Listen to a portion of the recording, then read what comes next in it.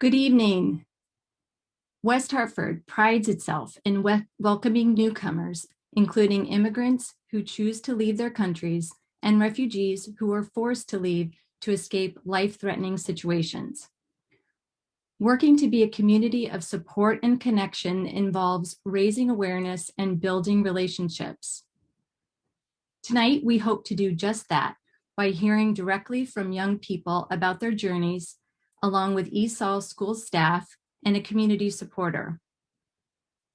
We begin with a 3.5-minute video featuring photos of families who recently became part of our community. We will also hear from a friend of one of the families, Conard freshman Emery Sermon.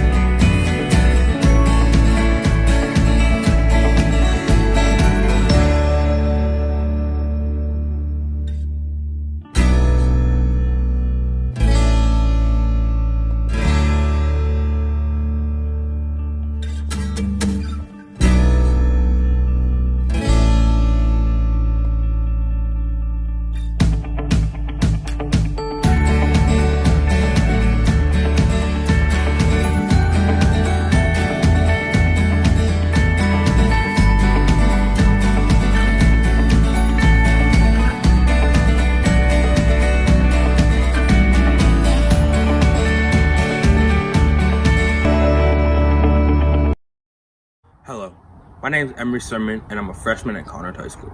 And I met the Arati family when I was only in 4th grade. They just arrived from Jordan and their parents have lived there for years, after escaping from the civil war in Syria, which was a horrible event. I remember how little they spoke English and how little they knew about the United States of America. They enjoy school and life here, although they miss their grandparents and family who are still in Jordan. Their parents, Mr. and Mr. Arati, always treat me like a son. They're feeding me delicious Syrian dishes that you should try, and I feel so lucky that I became friends with them. I think it's very important, wherever you're born and where you ever come from, we try to understand each other with a huge and open-minded heart. Tonight, high school students who also come from the country, like my friends, share journeys to West Hartford, which can be really different and it's motivating. I hope we enjoy each other's stories and make our community more inclusive for everybody who has different cultural backgrounds. Now I hope to introduce tonight's moderator, Ms. Goller. Hello, good evening. I am Amanda Goller. I am the ESOL Outreach Coordinator with West Hartford Public Schools.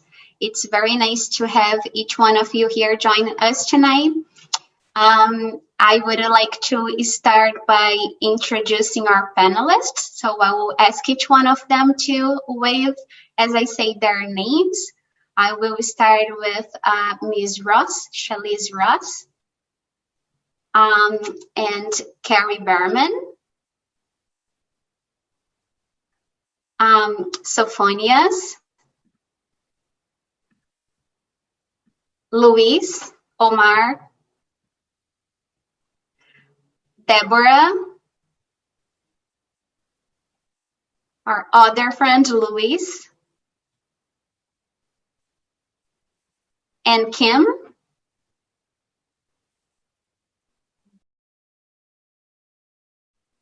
Okay. We will start tonight's event by having all of the panelists share their journey about coming to live in West Hartford or be involved in supporting students and families who became part of our community. After they share their stories, we will have time to answer your questions. If you think of questions as the panelists are sharing their stories, please feel free to type them into your box in the chat, and we will have our Ms. Ross forwarding the questions to the panelists. So first of all, let's hear from a supporter of refugee families, Carrie Berman. She's a West Hartford resident who co-founded the SAWA, support refugee families to settle into our community. So, Carrie. Thank you. Good evening. I am very honored to be here tonight with the community of concern, and I only wish that this group had been in existence when I was a student at Conard 40 years ago. So I'm here tonight representing SAWA, and SAWA is a volunteer nonprofit organization made up of refugees, immigrants, and volunteers who've been working together in the greater Hartford area for the last several years. And together we have gained enormous experience with a wide array of experiences and activities and issues in our community. Right now, we are working on the next stage of the resettlement process in supporting folks who have been here for a couple years already. The word Sawa actually means together in Arabic. And this name was introduced by one of our refugee members. And the word Sawa together represents our common humanity and mutual friendship of our group. And this is the value and the core of our group and guides everything that we do. So what do we do? How do we do it? There's so much that we want to do. We got started last year, right before COVID hit. So we had to pivot and change our focus. So our main priority this past year has been helping refugees and immigrants in our community with COVID relief issues. Through our generous donors and grantors, we've given out about $30,000 in COVID relief funds to people who have struggled with food insecurity and housing issues. We've also established a virtual tutoring program to help kids who are having trouble with the virtual hybrid model of school that I know many of the students here are familiar with. And we started with a collaboration with Wesleyan University in the fall. And now we have about 30 college students and high school students and adults tutoring many kids in Hartford, West Hartford, Manchester. We have a couple Conard graduates. We have Hall kids doing it. We have UConn students, all colleges all over the country working 1 to 2 times a week with kids. And our kids from all different countries love their virtual tutors.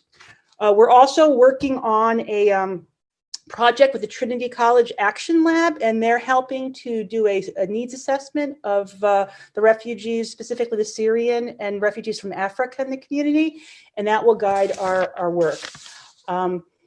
And we're also having conversations with state organizations about refugee needs.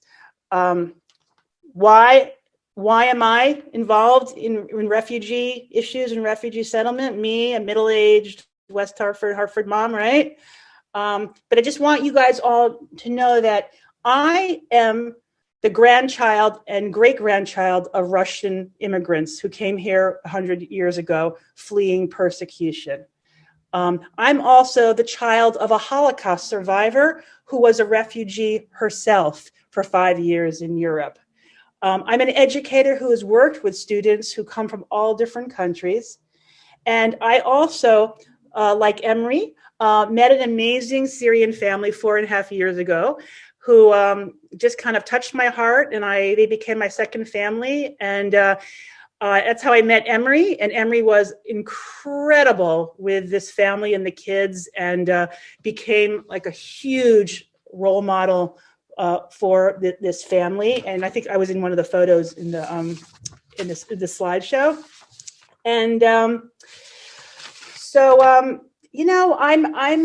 this is my community. You guys are my community, and I just love being around people who welcome and include folks from all over the world into the greater Hartford community.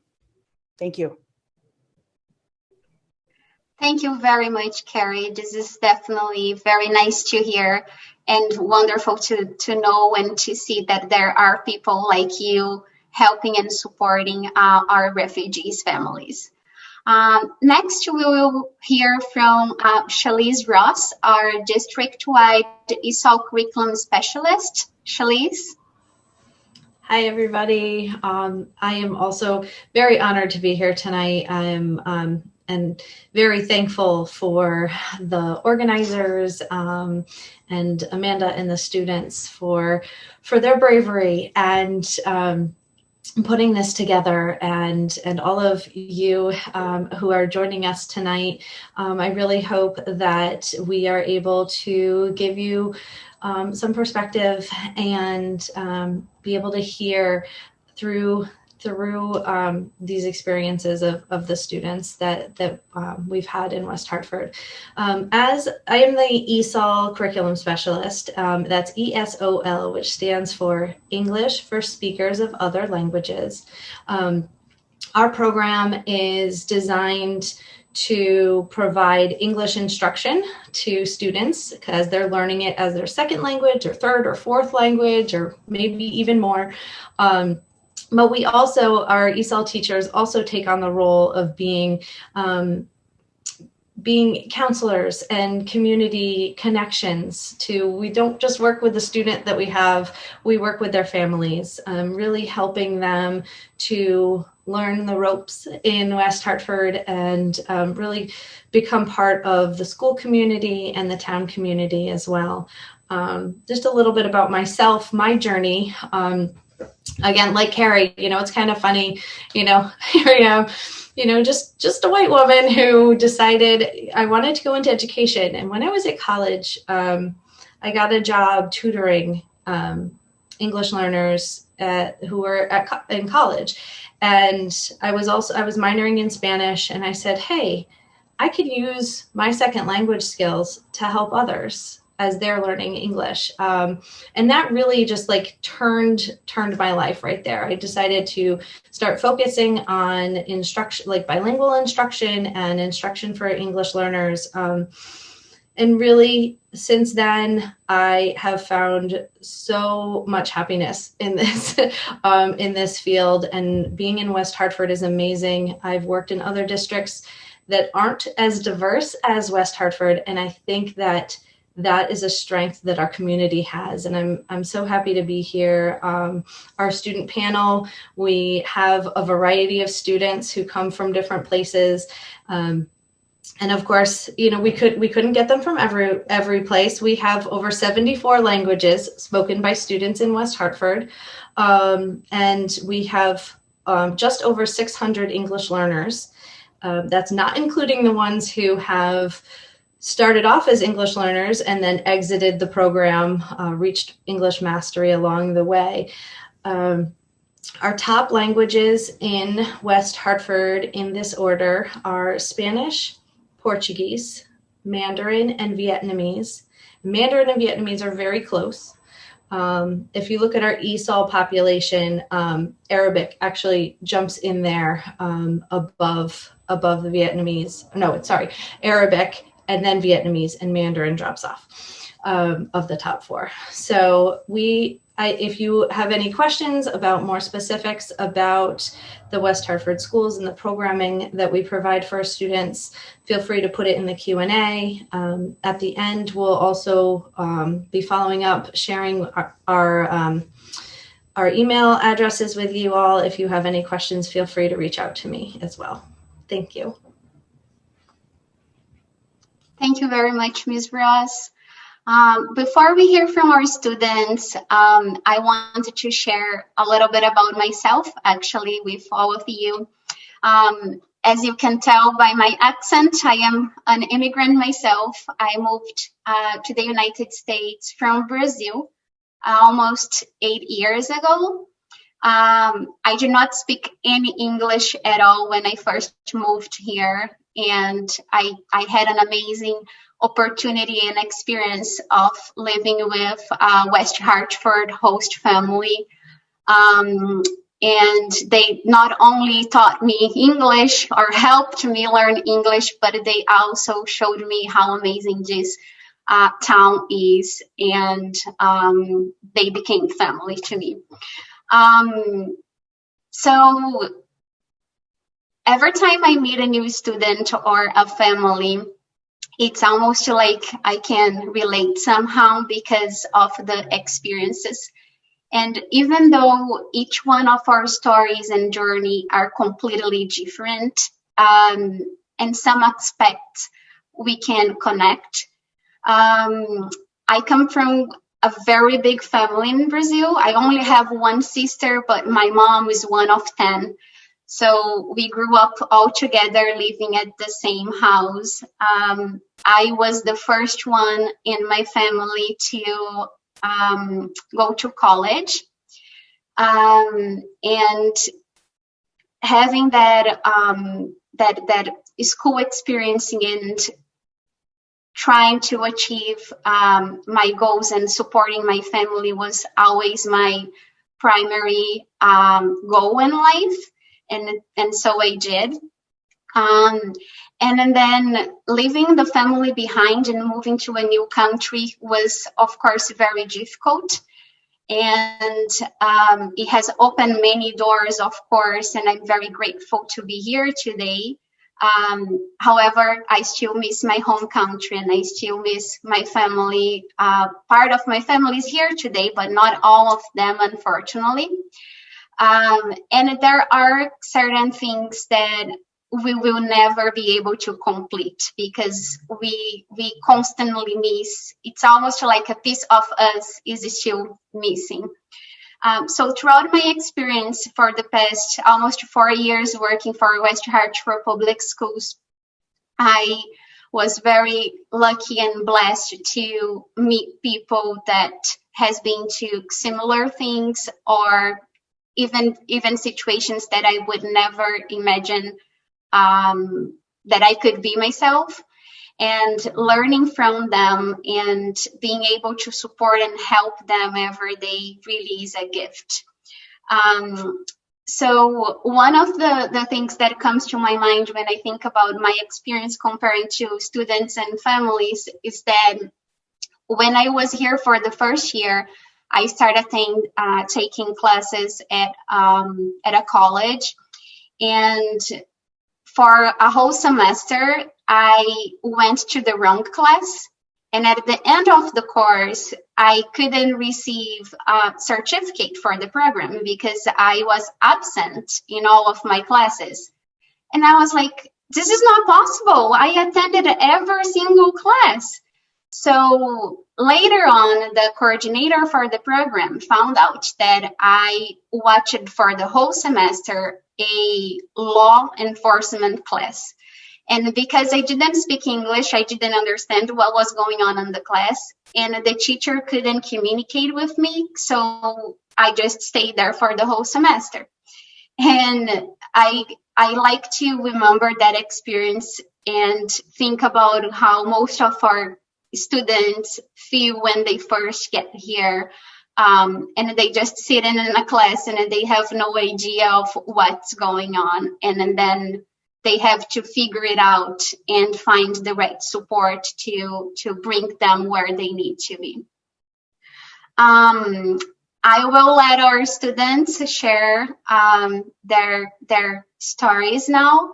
And a lot of them are so much better than mine. I will start with our friend Luis Correa, and he's a senior from Hall High School. Hi, I'm Luis. As Amanda said, I'm a senior from Hull, and yeah, I was asked to come here and share a little bit of my story in this beautiful country. And yeah, I got here when I was 12 years old. I came straight to King Philip in West Hartford, and when I got here, I did not speak any English at all. I had no idea what I was saying. I had no idea what I was doing my first day of class, and it was a nice journey till this day. It's nice to remember Miss Goshansky, my first English teacher from ESOL. I remember she was the first teacher that I ever asked a question to. And when I first arrived here, it was pretty crazy because we went to restaurants that in my country, like, we don't have it there. So it was a crazy experience at first, and then you start getting used to it. Before I even came, I always told myself that I wasn't gonna have fun here. I wasn't gonna make any friends or speak the language because I was so used to my country there, and now I just don't even want to think of Brazil anymore. And yeah, I got adapted to it like really fast. And as soon as I hit high school, it was kind of hard as an immigrant because there's a lot of, you know, native people, and it was hard to communicate since like seniors are always like a little bit meaner. But you always get through it. You just gotta believe in yourself. And a fun story that I have is that when I first arrived in church, when I came to West Hartford, exactly a year ago today, um, my friend came up to me. He asked how I was in English, and I just looked at him. I was like, "What are you saying?" I just had no idea what it meant. And yeah, I feel like my family also got so used to West Hartford that I don't even see myself out of here, even when I'm in college. And it was fun when I met Amanda and like everybody else that has to do with Esau, because we can somehow relate because we're all immigrants and we all like miss our own countries and have our own differences, but somehow we always find like equality between all of us, equality. And yeah, I thank you for the um, invitation to speak today. And yeah, Amanda, if you want to take it back over. Yes. Thank you, Luis. Thank you very much. I will pass to our friend Sophonias now. Hi everyone. My name is Sophonias Dyrus. I'm a freshman from Southern Connecticut University. I'm originally from Ethiopia. Moved to United States in West Hartford when I was 12 years old. And the reason my parents moved to West Hartford is that they thought that I would have a better future and better opportunities here because life in Ethiopia was good, but it's really hard to have a bright future there, no matter how hard you work. But coming to America was the best thing that ever happened to me. Um, Something me and my family struggled in West Hartford was communication. Like I would sometimes remember, like I would try to speak kids in class. I don't know what to say, but when they speak to me, I felt like a little baby trying to understand the whole world. But ESOL class, they taught me the alphabet because coming to America, I did not know any language. I had to learn the alphabet here, ABCs, and everything, just like little babies.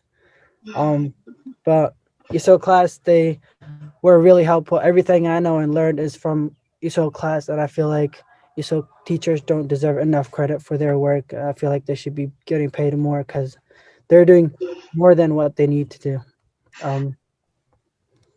But in Ethiopia, since when I was 12, I was just farming there. I didn't go to school. Coming to America was my first time going to school, and so it was all new for me. But doing sports helps a lot because like it's easy to communicate with kids when you're doing a sport. You don't have to speak, so you just have to like play with them and stuff, and it's easy to make friends. When you're not doing sports, I think it's really hard to make friends because you just go straight to home after school. So yeah. Thank you, Sophonias. Thank you very much. Kim, please.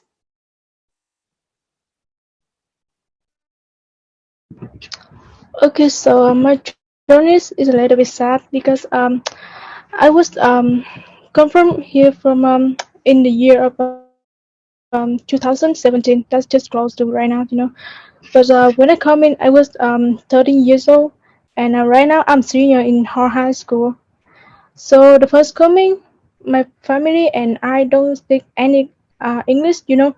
So that's hard for us to find a house. So for the first month, we need to live in a motel, and at that time we couldn't find any house like food too. We don't have enough food to eat. That was a hard time for us, and so that's for the long time we live in the. Before coming to West Hartford, my family lived on the third floor of a small old house located on a road that had many cars cross every day in Bristol. And after a year living in Bristol, my mom has changed many jobs until she found a salon in West Hartford. So we decided to move to a new place that near my mom's workplace, which is West Hartford. And yeah, we have been living here for 3 years until now. Yeah, I remember the first time that we came to West Hartford. This was a little bit strange for my family because West Hartford was busier than Bristol. But after a long time living here, we were interacted with this place and started to love it.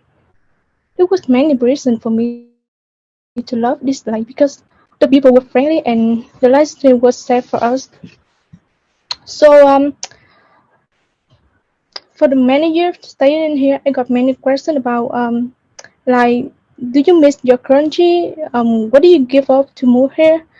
My answers always like, I don't know. Maybe the reason for the answer because I was too young when I got here. So I don't have any strong feeling when people ask me about my country, which is Vietnam. And in Vietnam, my family don't have many relatives except my grandparents. Nevertheless, I still love the people in my country. I feel more freedom when I live in Vietnam. And about the education in United States, that was right. Coming to a school in a new country also made me realize that this was a lot of different from my school in my country. In my country, we don't have counselors to help students like in United States. This can be known as in my country, students being more independent in their school than work. The first year of high school was more difficult for me because I don't speak English at all and there's nobody to help me because in that school there's nobody Vietnamese and yeah, as I remember that well a girl she's Vietnamese but she cannot speak Vietnamese, so that's hard for me. So with the school after like 1 year study in Bristol, I moved to West Hartford. So yeah, that was better than I thought because the people is really friendly and really helpful. And in her high school, there's many of students that speak Vietnamese and they make friends with me. And I also found some friends in here, and that's great. And after all, West Hartford is rich life for immigrants when they first come in because the friendly community and a good education system. I think immigrants should come to West Hartford because the place deserves to live, and in here maybe you will find someone that could help you. And in conclusion, my plans in the future is to be an athlete and helping people, especially the immigrants, to improve their life better and keep our community being equal to anyone who lives in West Hartford. And maybe I'm gonna learn some small languages to help more people because I love to help people, you know. And that's it.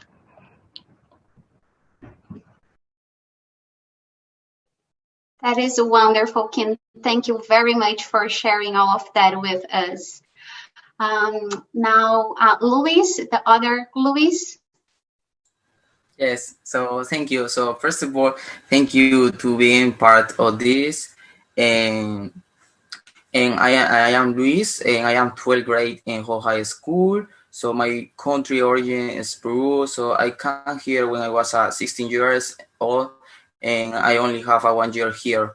So and how did I get to that great country? So many years ago, my family they live here. So made a request for my family to come here, and thanks God in 2019 in December, so we received the news that we could come. So it was very hard decision for my family because I have three brothers and two of them could not travel due their age. I made a decision to come here because we have a better future here, especially for me and my brothers.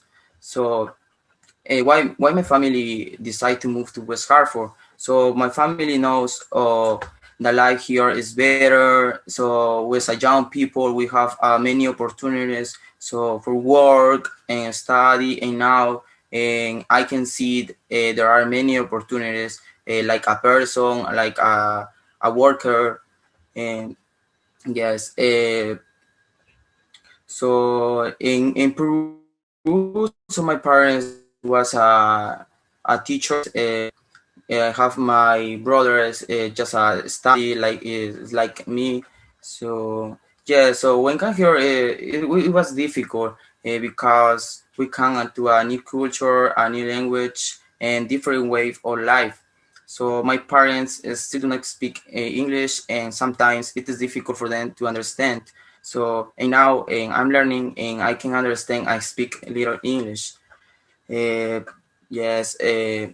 Thanks to my family, to lives here, so they help us a lot. So for my part, and I'm very grateful to the West Hartford schools. So they made me feel it easy when I first come to school. So it was difficult to adapt to the climate, to the new language, to the new students, and a new school, and thanks to the West Hartford Public School, the programs like ESL, so they help us a lot. Uh, so we learn a new language. We have a teacher. We are understand our situation. Sometimes it's hard to understand many people they are talking. So so uh, so we have a great difference about my country and here. So we and here about school. So we have a large number of students, and I saw students of different type of culture or origin. And the main thing, I could not speak English or understand. It is hard. So yes. So I think nothing was easy for me. So only I have 1 year here. I'm learning a new language. Sometimes I didn't understand. I didn't know what to say. Many times happens to me. It is frustrating. So my family here helped me a lot. Like was hard for programs, and I would like took some courses that helped me a lot, like extra courses like IESL. I can be learning more English. I can speak with other people. Yes. Also, I really like this town because they have a good programs. They help us a lot, like immigrant, and you have a very programs. Sometimes it's hard, but I can be I can be different. I can interact like a new culture, a new persons, like. And yes, and thank you so for to be part of this program. That's wonderful. Thank you very much, Luis. And now our friend Deborah. Hi, everybody. My name is Deborah. I'm a senior at Connor High, and so my story is I was born in the U.S. But when I was 6 years old, my parents took me back to Brazil, me and my sister, but then 8 years later, when I was 14 years old, they let me come back, but since they couldn't come because they couldn't enter the country, I would have to live with my aunt and uncle. My aunt is my mom's sister. And then the choice was up to me, and I chose to come because I hoped for a better future. I wanted to come study. And it was a great opportunity. And school was very different at Brazil. We didn't have many computers.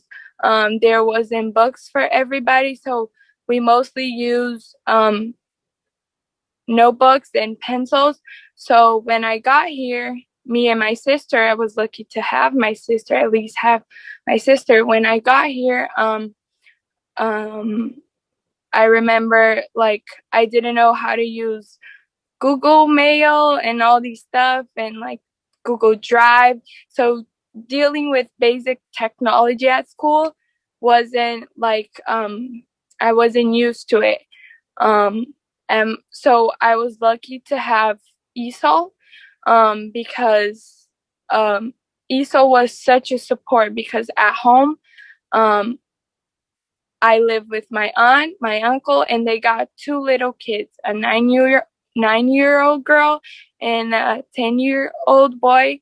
And I got my sister too. And a lot of the times, like such as help with homework and send messages to their clients at work and even calling, I don't know, the cable company. It was something I had to deal with. It was expected to me. So the pressure to learn English was basically mostly on me. So then, so I was really lucky to have ESOL at school, because it was really, really helpful. And like now going through my college experience, like applying to college and stuff, such simple stuff that Americans have their parents to help them go through. Like I didn't have that. Like I'm going through it all alone. Actually, I'm very lucky to have Amanda. Amanda has helped me a lot with filling up like simple forms like FAFSA because not even my family knows how to go through that. Like I'm the first generation that is going to college. At home, even like in my family, basically. And I remember like this New Year's Eve, I was filling up the FAFSA and I couldn't fill it up, and I had to call Amanda and like, hey, Amanda, help me because like it's just so simple, but for me it wasn't because I didn't know the terms and like I didn't know what to fill it in, and I basically had nobody. And I remember trying to go to schools, and it's not the counselor's fault or the school fault, but it's just that they don't understand what we go through. Like I had to have literally someone walk me through each question. Was it something like just do this and that? Like I had to have someone with me explaining and translating even sometimes. So, and I needed my responsibles here, my uncle and my aunt, sometimes to help me, like to have them answer some stuff, but like they couldn't, so I had to translate back and forth. So it was really difficult, but thanks to like the program ESO, like my journey, like I can say like that I got through it, and like now I'm getting through college, and now I can help other people. And like I think the staff has, with each different student, they get new experience to better help like future students like me, future immigrants and refugees. Thank you. Thank you very much, Deborah. Before we go to some prepared questions for our panelists, I would like to share a little bit more with you tonight about my experiences working with families. As you just noticed, we are all immigrants with completely different stories. but still sharing the same feelings and experiences. I would like to start with the struggle that I see the most, especially from families. Sending a child to, like, kindergarten, or it doesn't matter the grade, but sending our child to school without understanding or being able to open communicate with someone is very difficult, as you probably can imagine. And as Deborah just said, things that are like very simple for us and are so easy to do, it might not be that easy for a new immigrant or a refugee. So starting with registration, right? We have to go through the website, and we have to fill it up a lot of forms. And not only the language, because now with technology, we can use the translation, but it's still not very accurate. And it's a lot of formal questions, and you are basically talking about your life and your personal information without being able to open communicate. So that's a big struggle to our families, and a way to make them feel more welcome and to help this process be a little bit more easier really is just to be there for them and welcome them and help them walk through each step. Keeping in mind that very simple question is not as simple for somebody else. We have to also keep in mind the cultural differences. And as I mentioned earlier, that I was the first one to go to college in my family, even though I have a very big family. Deborah just shared the same thing.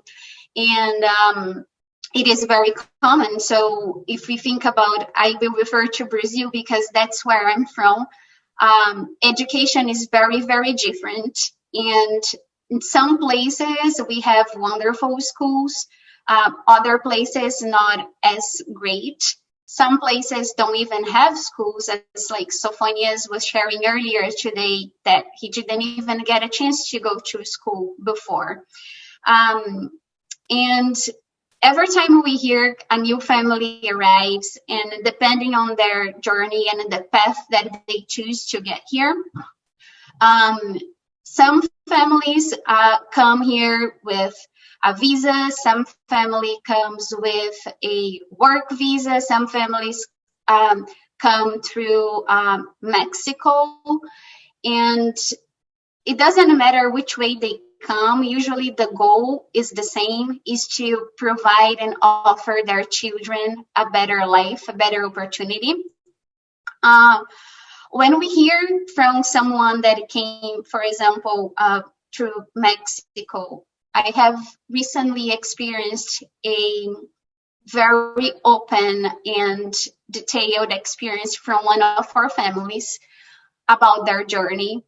And it's very hard not to think, why would you put your children to that situation, right? Why would you even risk? It sounds so dangerous. Until you realize and think about, but what was their condition back home?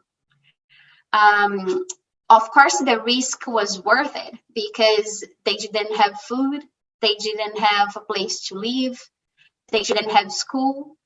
And then they are just coming here looking for a better opportunity, what is best for their children, which is what all of us want for our children. So I think instead of thinking why and why would you do that, or why would you put your children in those circumstances, we should switch our mind a little bit and think, what is behind that action? Like, what made them make that decision and move to a new country knowing the challenges? And when it comes to the kids, a lot of our students, our kids, they didn't even know that they were moving here. they didn't have an opportunity to say goodbye to their family or friends and their home country. They think they are going to travel, and then they get here, and the parents say that yes, we are staying. A lot of them do not have a place to live, like Kim shared with us. They don't know where to start or what to do. And then that's why this event tonight is so important, just so we can know and understand a little bit better and think about what we can do to support and welcome these wonderful people in our community.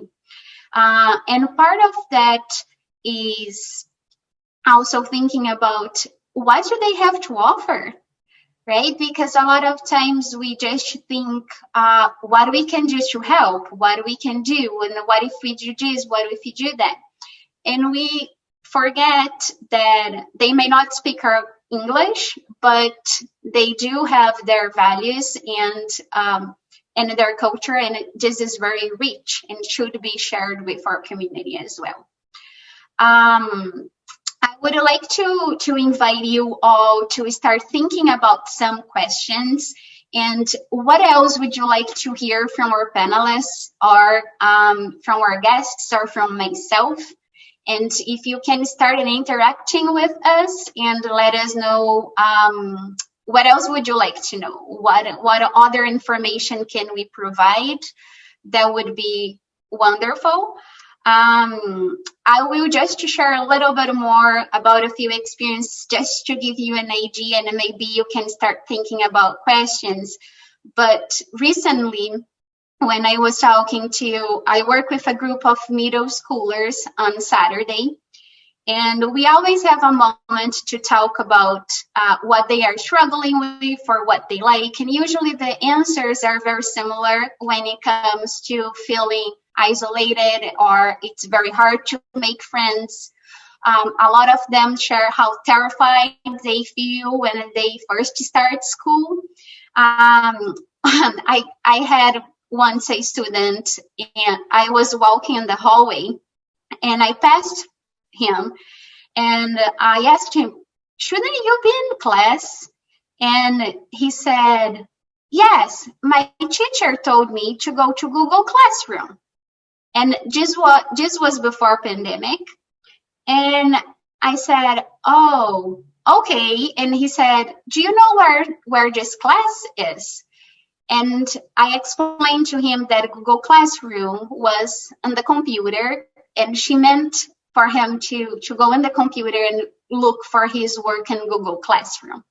But he thought that Google Classroom was actually a class, and he was looking for this class. I also have experienced going to a doctor appointment with an 11-year-old boy who didn't want to go to school anymore. He is a very good student, but somehow he didn't want to go to school anymore. And it just was about a year ago. And when we got to the doctor, he said that he didn't want to go to school because he was afraid that when he would come back home from school, his parents could not be there. And when we started talking about it, he shared that he was terrified if his parents were deported and he would be in school and he couldn't do anything to help his parents. And I take that with me into today because I think no 11-year-old child should be afraid or thinking about if his parents is being deported. And the list goes on. We have plenty of families here with very unique and different experiences and stories. And navigating the system and finding resources and knowing who to ask for help is very difficult for them. So When I talk to parents about how they feel coming to school or how they feel about talking to their neighbors, and the answer is usually the same, they feel afraid. Even if they speak some English, it's hard because they are afraid that people won't understand what they are saying. And then the tendency is that they end up isolating themselves. So as a community, what I would like to say is that what if you invite your neighbor or a new family that has a child at your kid's classroom to get to know the town and to see the library and to know about sports and to offer some ideas and things that they could do, but also ask them what is it like in your country, like what would you like to do for like a holiday, what are the differences, and then by doing that, I think we would be able to create a connection and use this beautiful diversity that we have in West Hartford in a way where we can learn from each other and help and support each other.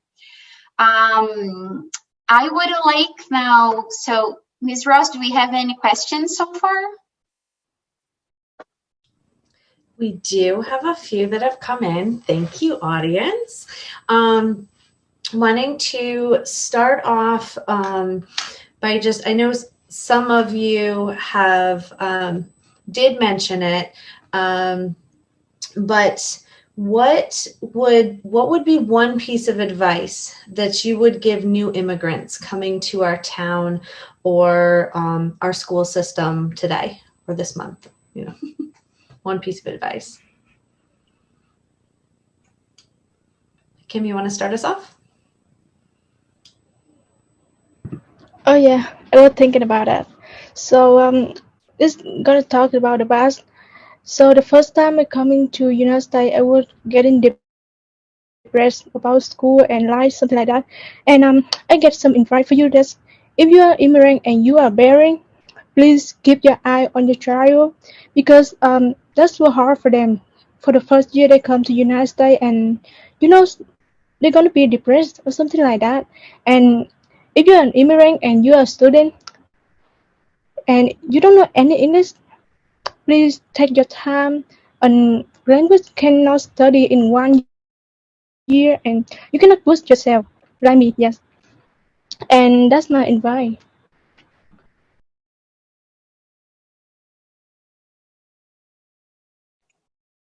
That's very good. Thank you, Kim.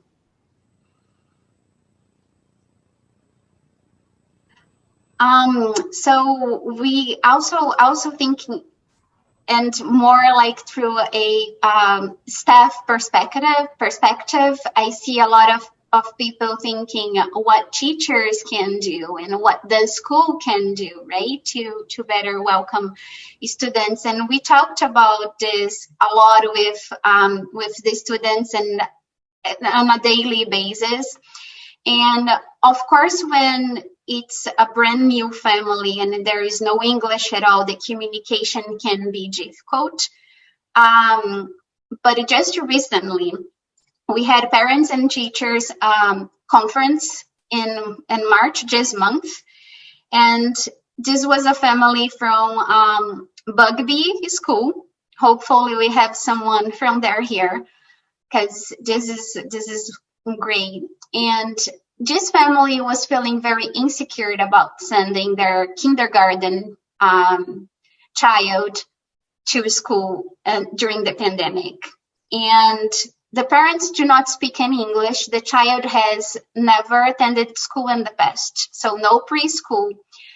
And due to the Bugby open communication and trying so hard to explain to the family that it was safe and secure and they would be welcoming their child, the parents decided to send the kid to school.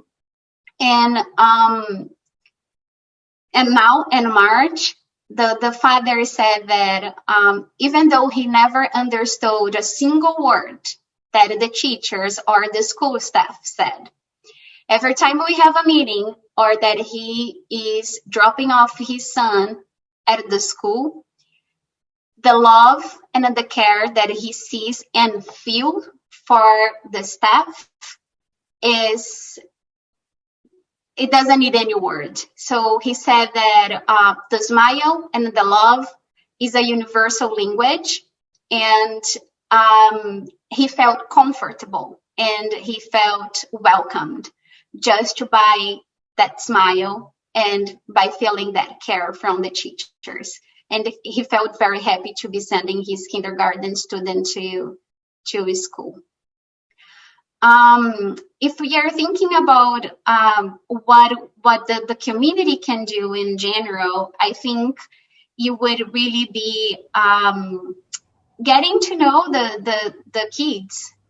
We have a tendency to put them together. So if it's like a Spanish speaker student, let's find other Spanish speaking families or students and group them together. And that's wonderful. But also, they end up being kind of excluded from other students. And I think it would be great if we could find like a study buddy that it doesn't speak the same language, but they would have to connect and build in a relationship, and then they could get to know each other and share their different cultures and learn from one another. And then the same goal for parents. Like if you have a PTO or any school event and you know that there is a new family, invite them. Even if you cannot communicate, there is always a way to communicate other than speaking English. And that would make a huge difference. Amanda, that was some great advice, and actually some of the questions were about that. So students, I'd love to ask you at this point, what is one thing that the community could do for new immigrants, or something that the community did to help you or could still do to help you as you transition to living in West Hartford?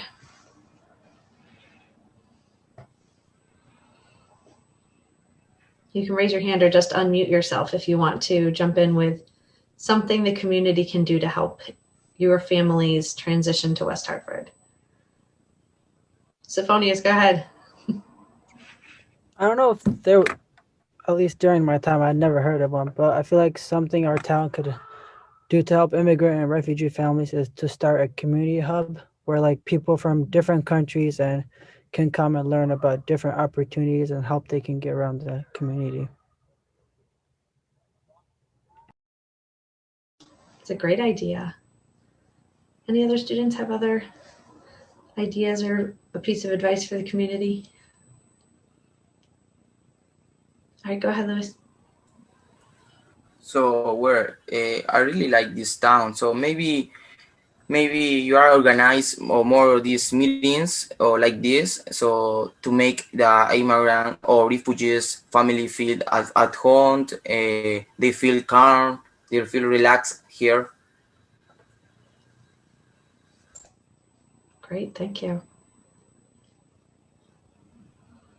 I would like to share an advice through my family perspective. So I do have my parents living in town. They do not speak English. And although they really try to talk to their neighbors and all the stores that they go to, and as I mentioned before, I think it really is about not being afraid to try and communicate, being patient when somebody's trying to talk to you and you see that they don't speak English. Use gestures or Google Translator, or ask questions, as I mentioned earlier, about their background. It's very nice.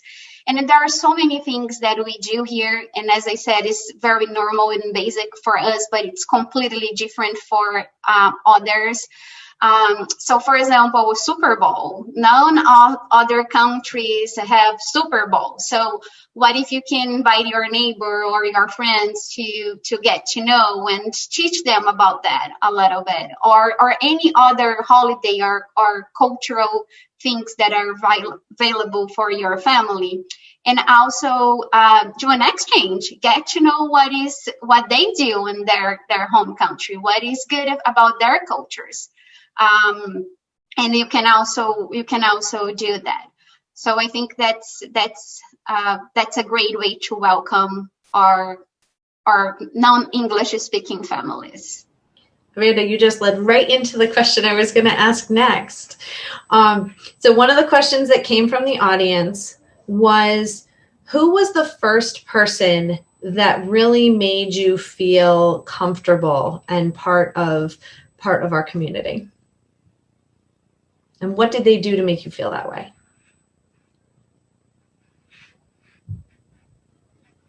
Go ahead, Kim. So for me, the first person that make me feel welcome is always the teacher in ESOL. So the first time I come into United States, I got into my ESOL classes and I feel that like a family in the school, and that make me feel comfortable to staying with them and talking with them, even I don't know any English. Thank you, Kim. Sophonius, you raised your hand. Go ahead. What she said too, but also I had my neighbors, 3 kids that went to my school, and that always invited me when they were playing outside and stuff. That was helpful. So getting to know your neighbors helps a lot. They can show you around. Great, thank you. Any other students want to share your first connection or first person? So we had both Kim and Sophonius had mentioned ESOL teachers, and in our audience today we do have a few ESOL teachers, and including a brand new ESOL teacher who wanted to know what advice could you give to her as a new ESOL teacher? What made your ESOL class so meaningful and so enjoyable for you? Go ahead, Luis Carrera. I feel like ESOL is the only class that people that just arrived here can actually express their feelings and find a way to talk to new people, because it's the only class that you have more patience with your other students. So I think it's a good way to get to know your students and, speak slower. I think that helped me a lot when the teacher speaks slower to me when I first started speaking. And, just trying to communicate somehow in some way. And yeah, so I think that was a good way, just speaking slowly. Thank you, Luis. Talking about ESOL teachers and that experience, one other very nice thing I heard during conferences was that a newcomer family, they have been here for a little less than a year. And also, even though they were not able to communicate with the ESOL teacher, and this is a family from Whiting Lane, they said that many times they thought about giving up and going back to their home country because things were very, very difficult. However, every single day when their son came home and shared with them how welcoming and nice the ESOL teacher was with him, and he would bring home a piece of paper with sentences written in English, but also in his native language through Google Translator, that made the parents to remain strong and reminded them why they moved here in the first place. So that very simple gesture made that family decided to stay and give it an opportunity to continue pursuing their dreams. I have also heard very recently from a parent from Smith that she received a phone call from our principal in Spanish. And This parent do not speak Spanish. She speaks Portuguese. It's similar, but different. And she said, Amanda, I didn't fully understand what she was saying in Spanish. But after hearing that message, I got so emotional and I cried so much because the effort and because of her care to call in another language and try to communicate with me. So for a school principal to take her time and make a phone call speaking another language just to leave me a message, it reminded me why I feel so special living here.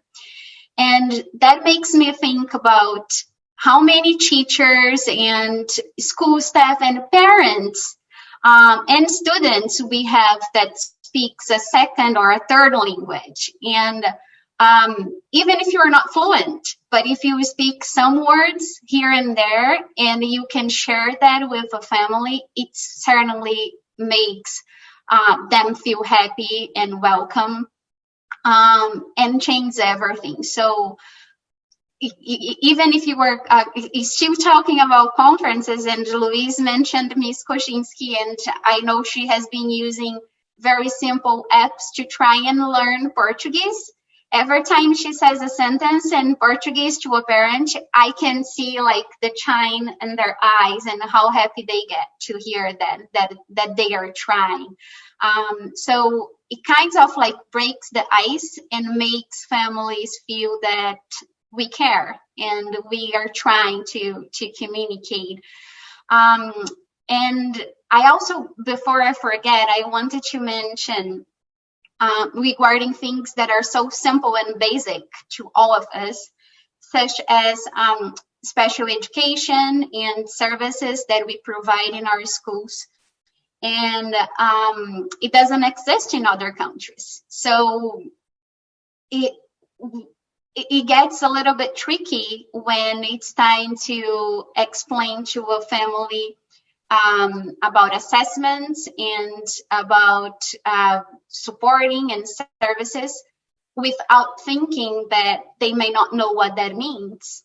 So I have had experienced with families when they heard the word special education, they would feel extremely offended and not even willing to hear about what the school had to say, because in their home countries, special education meant that the child would have to be isolated and a completely different thing.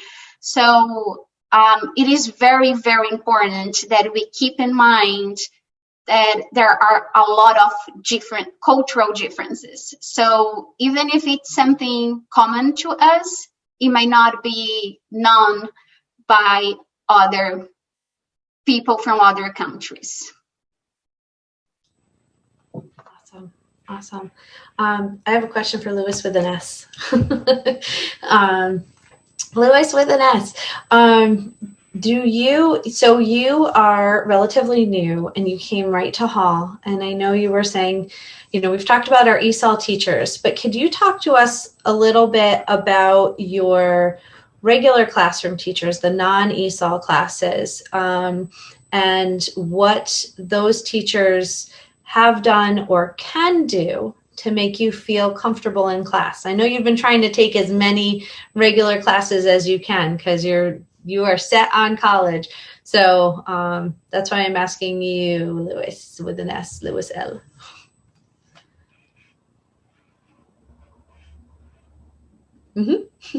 Go for it. What can teachers do to make you feel more comfortable in class? Okay, so I take some courses, regular courses. So I take a AP Spanish. Maybe the teacher for AP Spanish is comfortable. They help me a lot because they can speak in Spanish and they can say sometimes what can I do.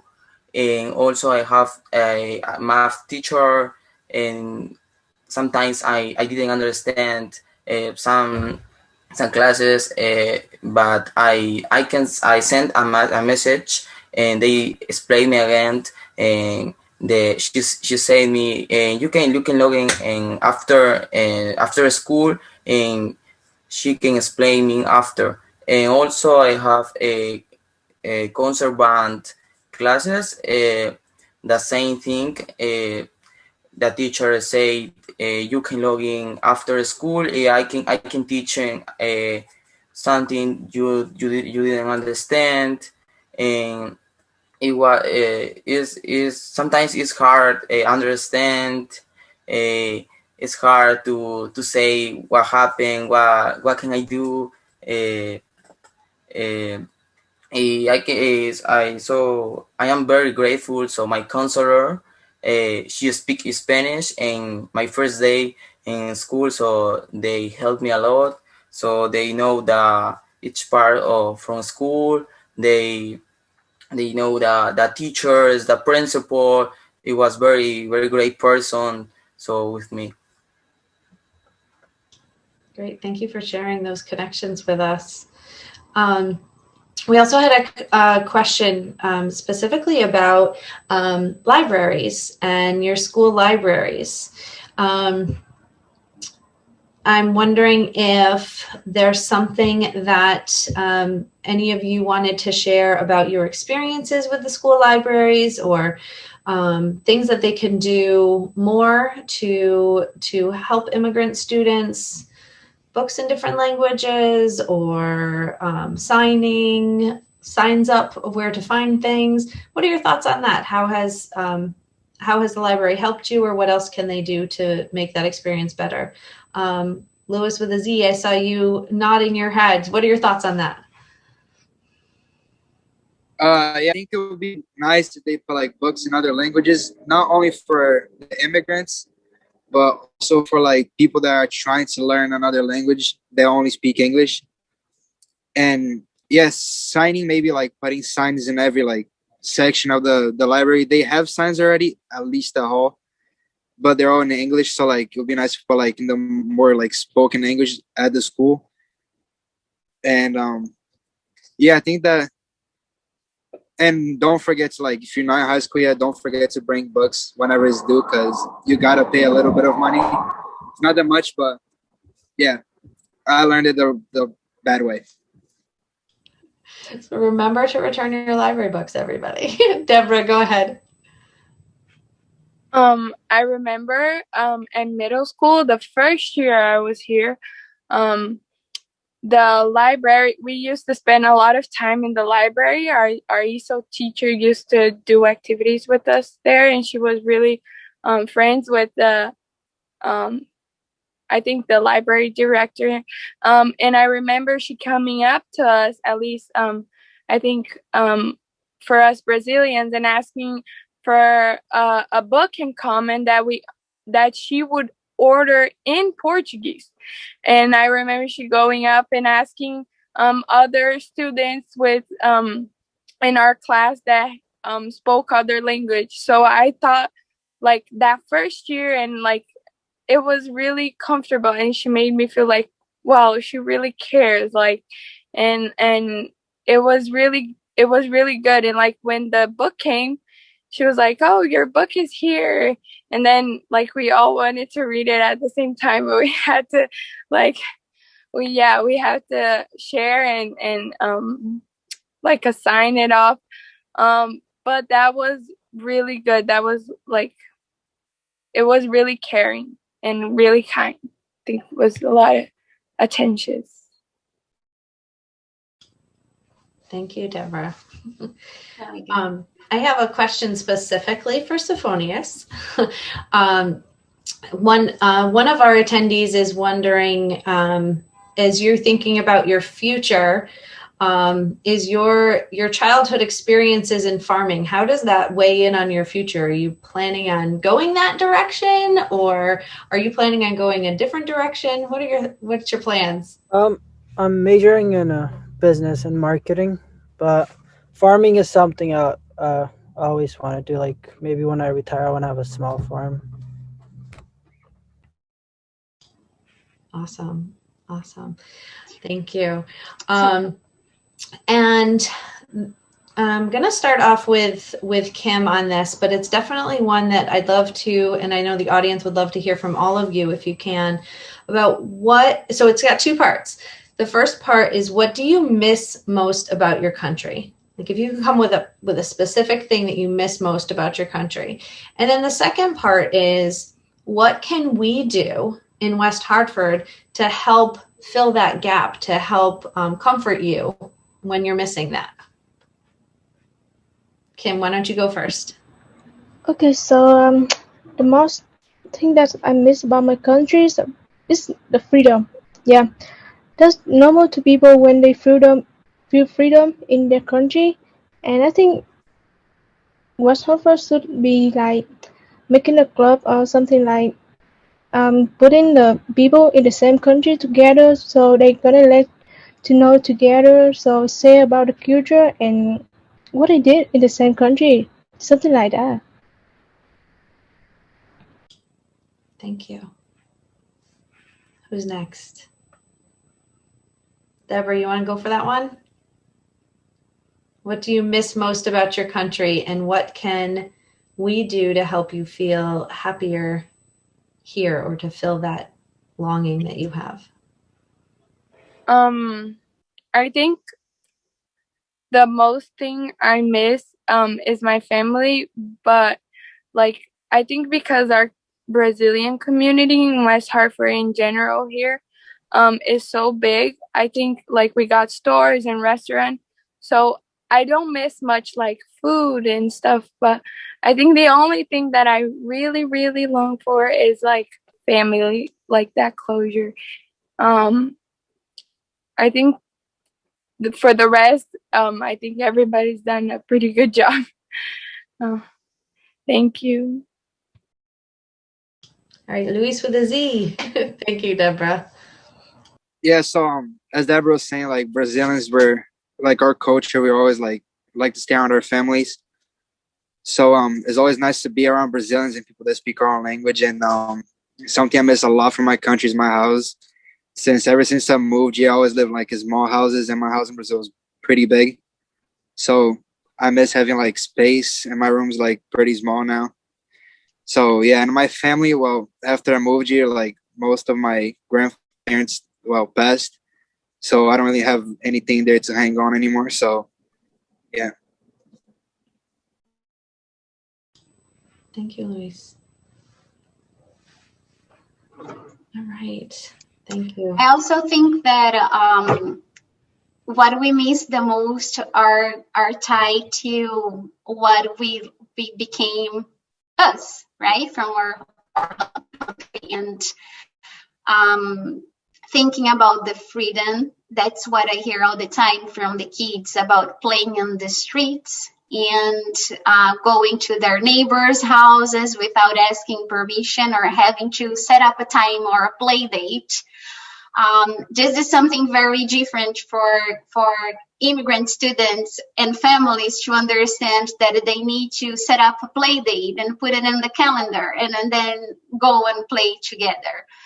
Of course, the family gap, it's not so easy to be completed, but I feel like that friendship and the willingness to be open and to be willing to engage would be very, very appreciated by parents and students. And just talking about college really quick, because Sophonia's and Deborah started that, a lot of families and students still think that they cannot go to college because of their immigrant status. And I think that's something that our community could do too. And when it comes to that piece and finding out options and really guiding students. And if your kids have a friend in high school and you are asking and they are saying, oh, well, I don't know if I'm going to college, or I don't know if I can go to college, then try to find out why. And like, yes, you can. Everyone can go. Like, everyone have that opportunity. do not let your status be on the way of you achieving and fighting for your dreams. Great. I love too, one of the awesome things about this event, and all of our attendees have been submitting these wonderful thoughts and ideas that they have. And we do have people from different organizations that are doing things to reach out to immigrants. And I love that we are all here together and we all have wonderful ideas. Feel free, if you are one of those groups and you would like to put a blurb in the Q&A, I will probably, the organizers will be putting together information from this evening. We can definitely share out your information about your group, or, we've heard from the libraries and the different programs and books that they have to offer, to a group that collects used sports equipment for immigrants, to help with that financial burden and get kids involved in sports, like Sophonius was saying. Some of these things that I didn't even know. So I would love, if you have those things, put them in the Q&A. We will definitely be following up with all attendees. And I know as we wrap up, we'll talk more about a survey we're going to send out. If you would like to get involved in some way, please respond to our survey, and we'll be able to get you connected with the right groups to provide support to our immigrant families.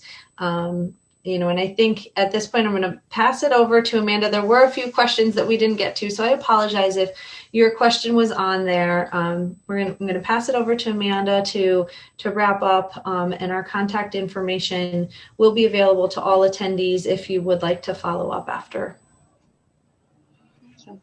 So as we are getting close to an end, unfortunately, I feel like there was so much more to be shared.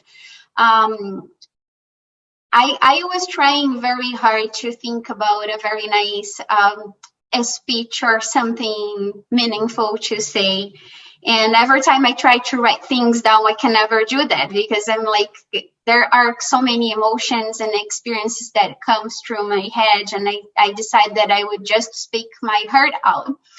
And I just wanted to say that seeing and hearing each one of the students here tonight, or the other ones that are not here, and elementary students and middle school students, a lot of them have been through things that we have never even imagined about it. A lot of them have more life experience than we do. The responsibility about taking care of their families, being only 15, 16, going to school and working at night to help parents paying for rent, having to go through the college application process and by themselves and not feeling that they have the support.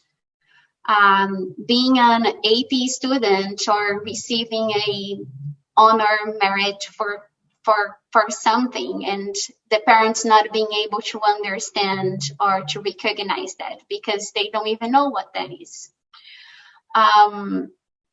Trying to translate a doctor's appointment for parents, even though it's something so delicate and difficult. Or being a parent and sitting in a conference room with a lot of teachers and administrators, hearing reports about a learning disability or something that your child has without understanding it. All of these are very, very challenging.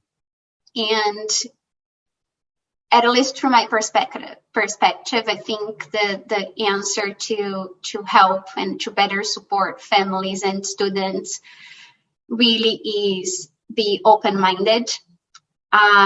Stop caring about what the immigration status means or what it is.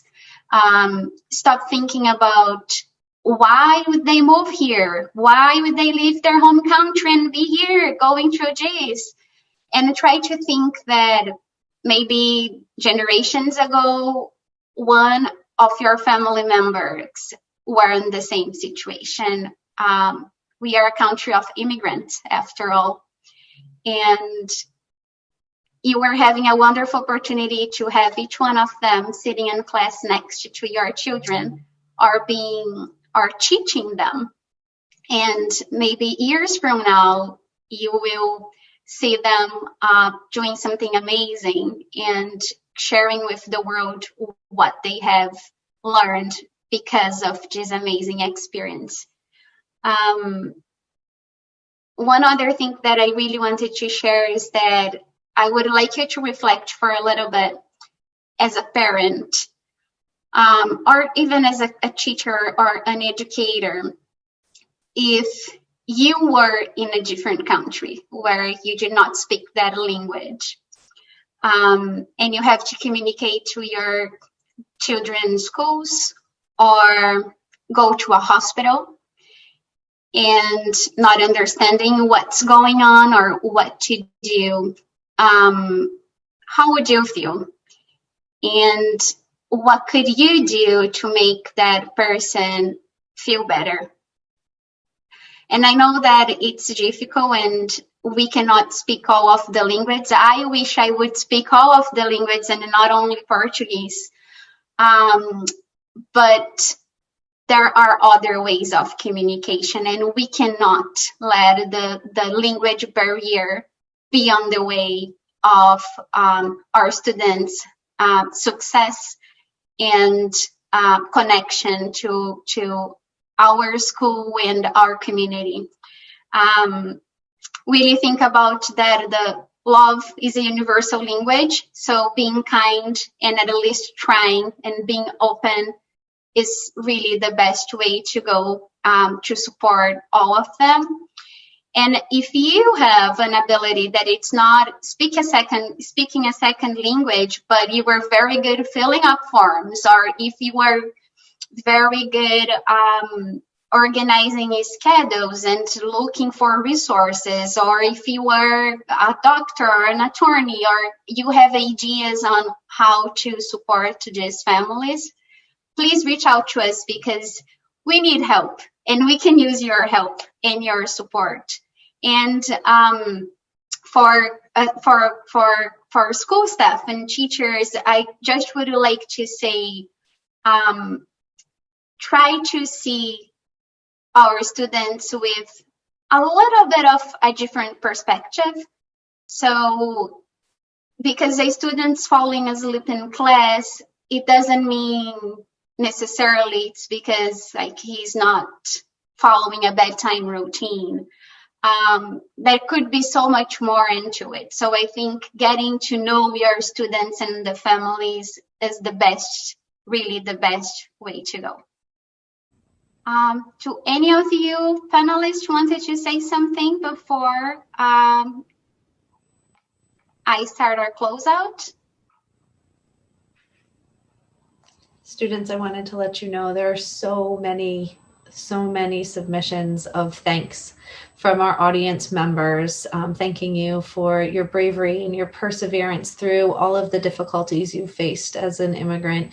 And everybody is so proud of you. We have teachers and principals on this event tonight, and community members just thanking you so much for being able to share your perspectives.